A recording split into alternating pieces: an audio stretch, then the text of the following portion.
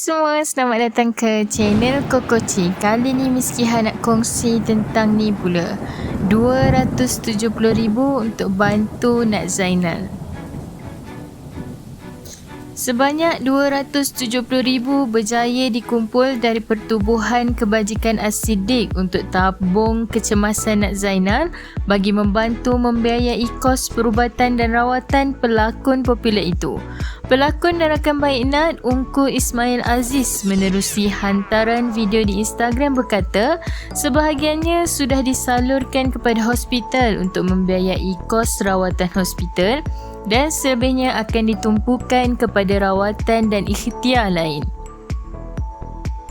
Ungku Ismail juga tidak mahu timbul sebarang kekeliruan mengenai tabung itu kerana ada beberapa portal berita menggunakan poster dari tabung kebajikan As-Siddiq, tetapi jumlah sumbangan yang dipaparkan adalah untuk tabung lain. Saya tak nak timbul sebarang kekeliruan kerana itu ada sedikit kurang tepat. Jumlah yang dapat dikumpul dari Pertubuhan Kebajikan As-Siddiq untuk tabung kecemasan Nat Zainal adalah 270,000. Dari situ memang sudah ada perjanjian dan Nat pun tahu bahawa 3% daripadanya akan diberikan kepada pertubuhan itu sebagai yuran pengurusan. Apa saja berkaitan rawatan untuk menyembuhkan Nat, maka kita akan guna duit dari sumbangan ini, katanya. Ungku Ismail berkata selain rawatan moden, keluarga Nat juga berikhtiar menggunakan rawatan Islam. Ramai yang bertanya dengan saya, ada tak guna perubatan Islam? Memang ada. Dari hari kedua lagi memang dah gunakan dan ayah dia pun sudah usahakan. Kita memang ada menggunakan rawatan Islam secara berulang kali. Ada yang cakap minta pusat tahfiz doakan dia. Memang ada. Ada juga yang cadangkan supaya diberikan air zam-zam kepadanya. Memang ada. Itu ikhtiar, katanya. Katanya ikhtiar yang paling berkesan adalah bersedekah. Antara ikhtiar yang saya rasa paling mujarab sekali untuk menjaga mereka yang sakit ialah dengan amal atau bersedekah kepada orang lain. Jadi kita infak atas nama Nat, atas ikhtiar dan amalan yang mengundang ubat mujarab kepada penyakitnya.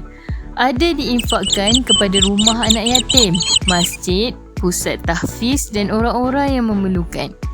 Itulah pecahan yang dibahagikan kepada beberapa bahagian. Selebihnya akan disalurkan kepada Nat untuk rawatan susulan dan pengurusan hariannya selepas ini, katanya.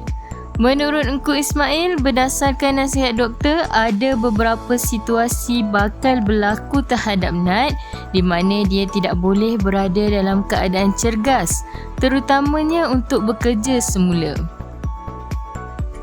Dia perlu berehat di rumah dan mungkin ada beberapa kerja yang boleh dilakukan. Contohnya berniaga dan sebagainya. Untuk menjalani penggambaran memang tak boleh kerana perlu bergerak laju dan sebagainya. Apabila sumber pendapatan utama datangnya dari penggambaran, iaitu berlakon, jadi kita salurkan bantuan untuknya apabila dia tidak berdaya, katanya. Jangan lupa like dan subscribe channel Kokoci. Dalam video sama, Ungku Ismail turut berkongsi keadaan terkini Nat yang masih dalam proses pemulihan. Nat masih dalam proses pemulihan. Dia dalam keadaan baik, Alhamdulillah. Saya mohon anda semua terus doakan dia agar dia sembuh dan dilenyapkan segala penyakit. Kembali sihat seperti sedia kala.